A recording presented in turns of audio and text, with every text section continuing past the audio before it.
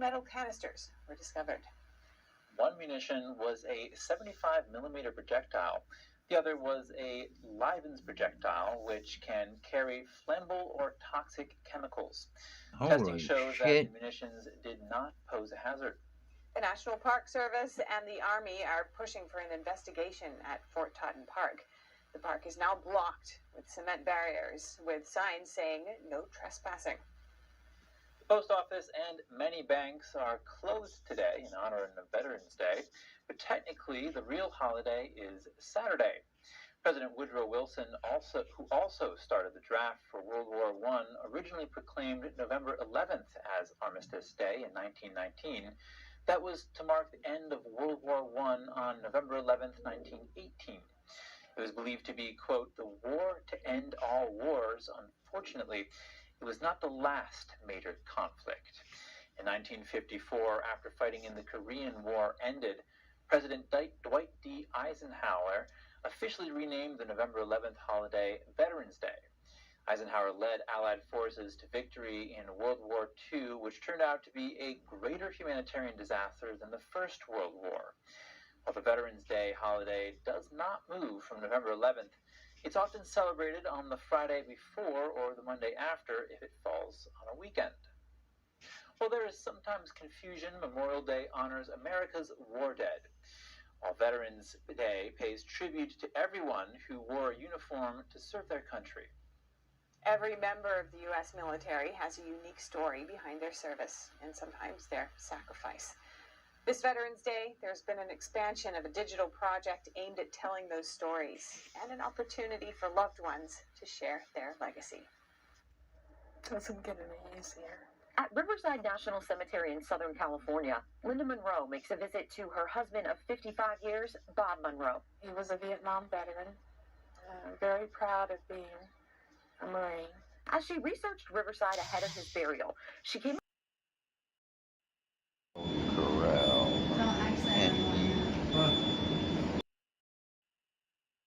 The internet lied to me. I gotta go back Monday. That's when their Golden Corral's doing it. 5 p.m. After the events that just happened after October 7th, now when I see what's going on, I realize this is worse than what I have thought before. Before, I would say I was more hopeful and I just thought it came from extremists.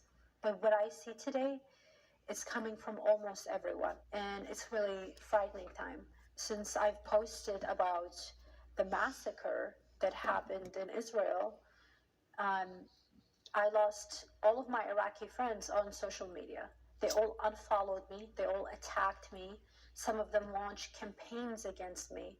They're Iraqi activists who have millions of followers. And the funny part is that those people are not even allowed to go back to Iraq, just like me, because they speak against the Iranian regime. They are the secular Muslims. And they still post horrible things about the Jewish people. I never understood the extent of anti-Semitism in my community until the recent events. Well, Sarah, this has been an absolutely fascinating conversation for me. Any final thoughts as we finish? I saw some people warning about World War III, and yes, it's a possibility. But I don't think we should live in fear. I think it's time that we stand up for the Jewish people, for the minorities, and we stand up for even people like me who are Muslims and being threatened by radical Muslims. It's time to say enough for living in fear. We need to have the courage to fight those people, and that's what the American people and what any nation should focus on. If you look at what's going on in Europe, all these riots that's happening, people being masked and attacking, closing bridges, attacking government and institutions, and we just have to fight, for the greater good. We have to preserve democracy. We have to preserve national security. And this problem had been going on for many years, and we've been warning about it for many years. Activists like me, we have been warning about the danger of radical Islam, and now we're seeing it. Well, Sarah Idan, it's such handling Israel-Hamas war. 50% say they approve of how Biden has navigated the conflict, while 46% disapprove. This is down from 57% approval just a month earlier. Biden has maintained a hard line about Israel's right to defend itself after Hamas terrorists killed 1,400 Israelis last month. But he's also consistently pressured for aid and humanitarian pauses for civilians in Gaza. Out of those who disapprove of Biden's handling, 65% say he's too supportive of Israel, and over 50% say Israel has a lot of responsibility for the conflict. That's about 25% of total Democrats surveyed. And coming up, improving the lives of America's veterans. The Biden administration today taking 3 steps to support our heroes. Stick around to find out who's affected by the changes. Promoted in some way, shape, or form diversity, equity, and inclusion, or other woke ideologies that are inherently systemically racist, that are inherently systemically sexist, that are overtly anti-white, that are preferencing promotions on the basis of race and sex. So if you're a Midwest farm boy, black, white, Hispanic, and you believe in America and love this country, why would you go into a system that hates that version of America and wants to turn us into a completely different culture and society? And I think that if anyone's talking about morale issues in the military, it's coming from the very top. It's DOD leadership and weak senior generals and admirals that are allowing a decay of our culture within the DOD ranks. Wade, what is your message to America on this Veterans Day? There's still hope. As long as there's an American who believes in what this country stands for, there's always hope that we can prevail. If you go back to the founding, it wasn't, 70% of Americans didn't stand up and oppose the British. It was a relatively small group of people that stood up and said enough is enough. And we have more people than that right now in America who still believe in what this country is supposed to mean. And we should continue to work within the system to promote our ideas. And eventually, if we work hard enough, we will prevail. And we're already starting to see a shift in momentum.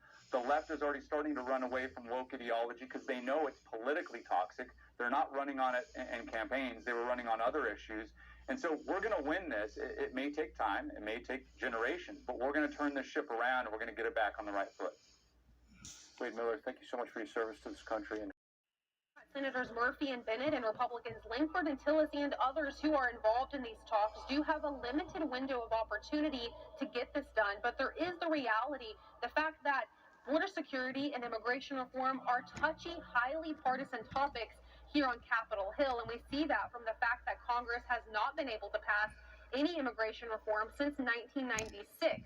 Now, with this new effort of trying to tie it to Ukraine aid, it could go one of two ways. It could provide for more urgency on the issue to get it done quicker, or it could have the opposite effect and actually drag out the time it takes to garner the support needed for Ukraine. And then there's the bigger question of how the Republican-led House, under its new leadership, would handle such a deal. Reporting from Capitol Hill, Helena Weisskopf, NTD News. And phone and iPad from New York City Mayor Eric Adams. The New York City mayor's attorney confirming this just a short while ago. This is part of an investigation into his campaign fundraising. It came days after federal agents searched the home of Adams's top campaign fundraiser.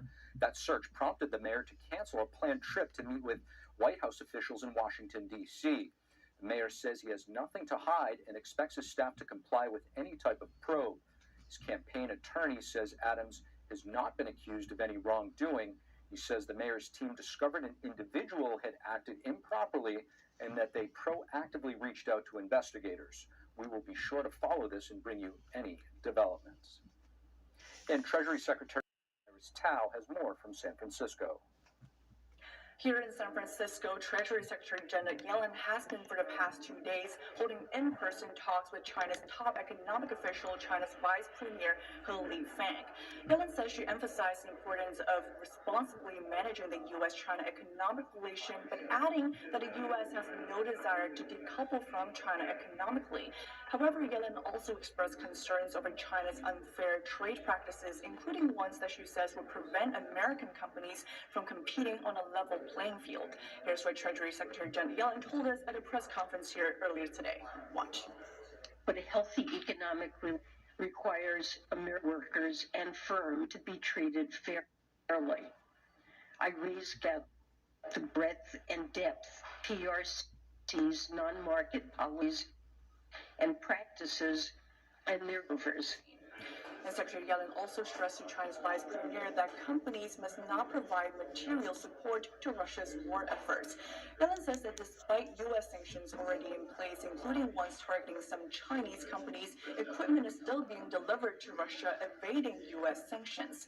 The two also talked about China's economy, which is facing woes, including a real estate property sector crisis, as well as slowing growth overall. And President Biden has repeatedly called out China's economic issues, calling it a ticking time bomb. It remains to be seen how President Biden would address such concerns during the upcoming APEC summit here in San Francisco. Reporting in San Francisco, Iris Howe, NTD News. Guam, a small but strategic territory in the Western Pacific with great military and geographic significance. Congressman James Moylan, who represents the island in the House, spoke with us about the threats and challenges facing that territory and how the U.S. can defend it. Congressman James Moylan, thank you for taking a moment with us. Oh, you were very welcome, and I just want to greet you with a warm Hafa-Day. As always, give our greetings from Guam, where America's Day begins. Thank you so much. And on that note, Guam is actually a very strategic and important place for the United States, part of the United States. So if you could tell us, what is particularly concerning to you in terms of China's influence in the Indo-Pacific, especially as a representative of Guam?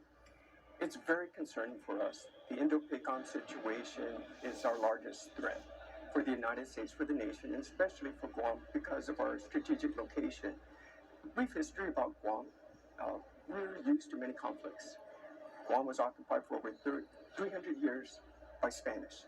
All right? Then the U.S.-Spanish War, then the U.S. came on in. So then we had a good relationship with the United States until World War II, when Japan bombed Guam, occupied Guam for about 3 years. Then we were liberated by the United States, but we were bombed again. And that's been around 79 years of our liberation of Guam from Japan. And since that time, now we're looking at Indo-PACOM with the Communist Chinese Party. So we're very familiar with wars and conflicts, occupation of our island. And since Guam is so strategically located, especially in the Pacific area, we have assisted in the Vietnam War for the United States, using that as a launching pad, and also the Korean War. And now it's the defense of the nation with Indo-PACOM and China. Speaking of the Korean War, we're right now is the 70-year anniversary of the end of that war, where America got involved to preserve South Korea from evolving into the grips of communism.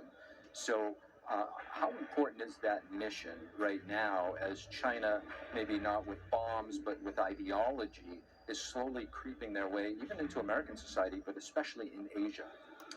Very important.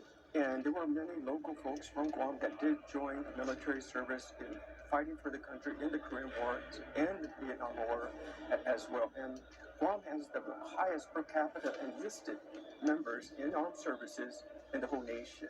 So we are very patriotic to the U.S. We understand the defense of the nation is also the defense of Guam. Strategic location, again, from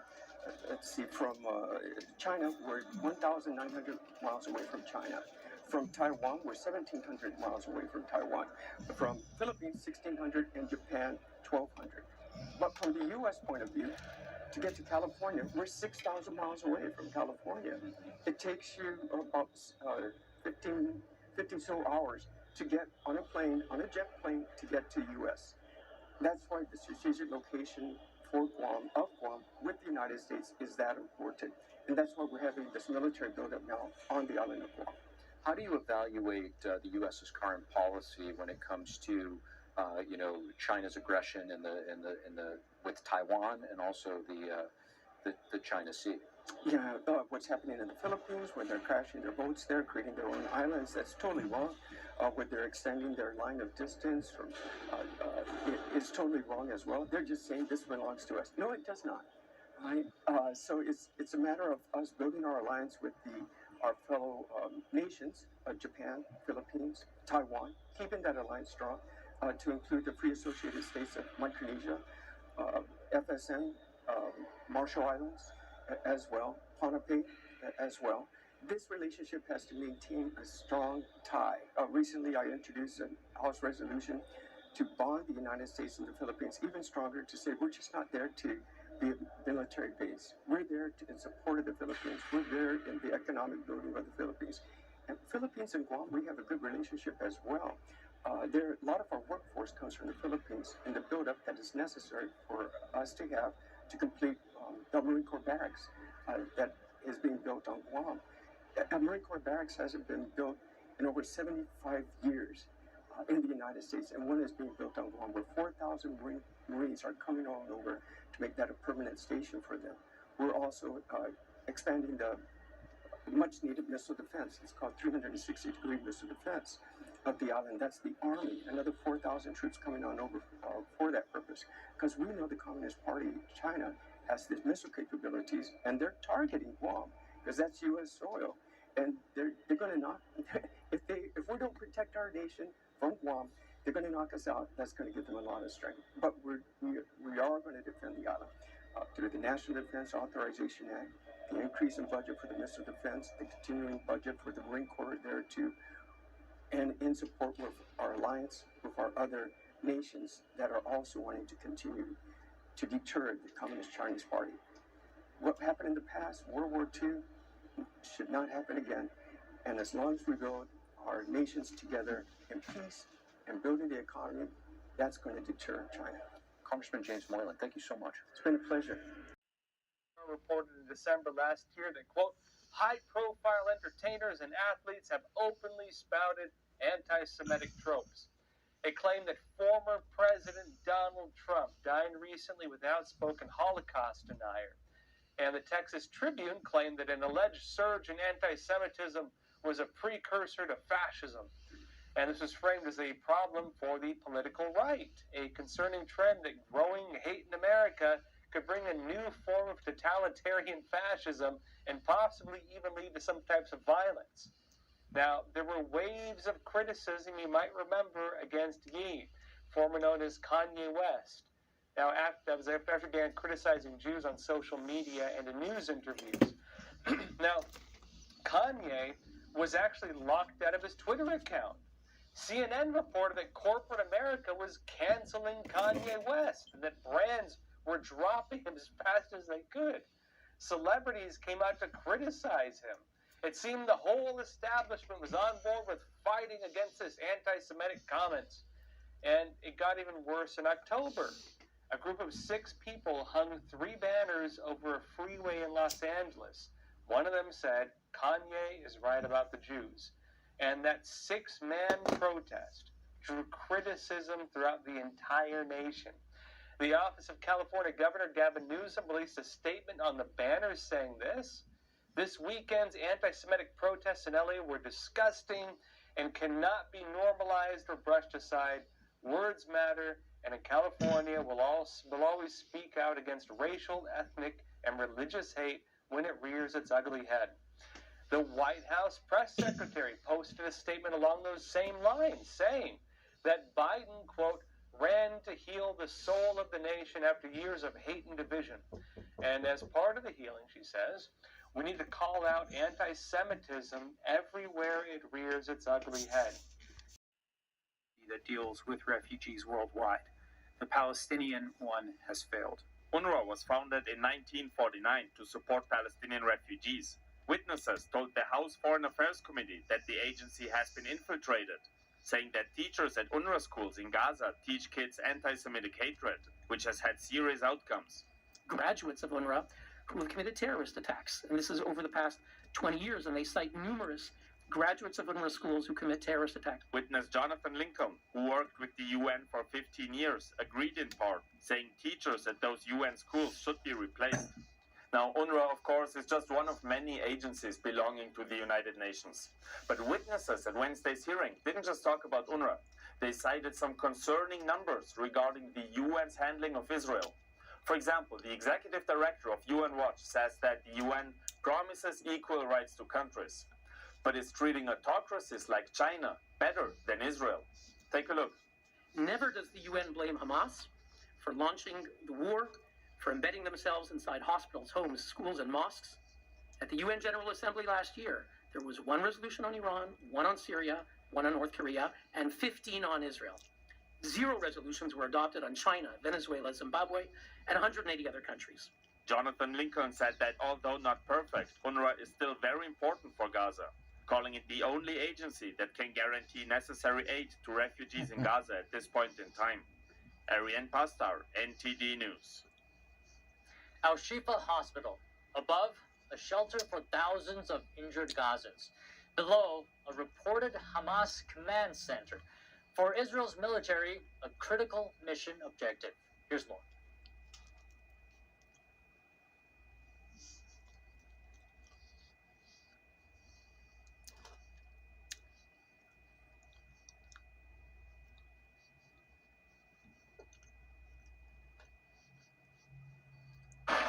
Among the Israeli military's main objectives is the capture of Al-Shifa Hospital, the largest hospital in Gaza and one of the very few still standing. Over 2,000 injured Gazans inside, despite a bed capacity of only 700, and over 50,000 Gazans sheltering there, according to the Hamas-run health ministry. Underneath the Al-Shifa Hospital is the Hamas Command Center. It is several stories deep. We believe that there could be Israeli hostages held there. We believe that there is fuel that's been diverted there. We believe there are rockets down there. Researcher Jonathan Shanzer suggests this means the hospital will be the center of attention very soon. It can be a matter of days.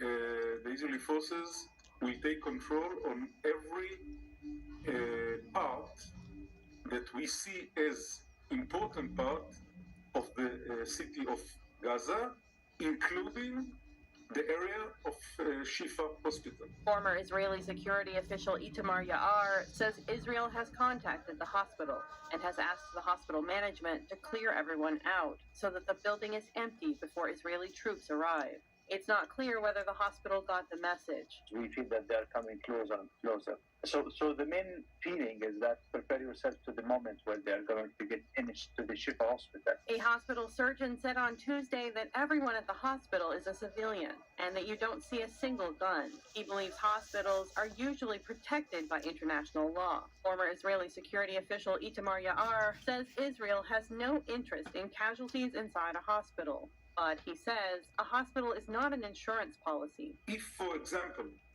the Israeli forces will face fire that will come out of this building, they will use fire against it.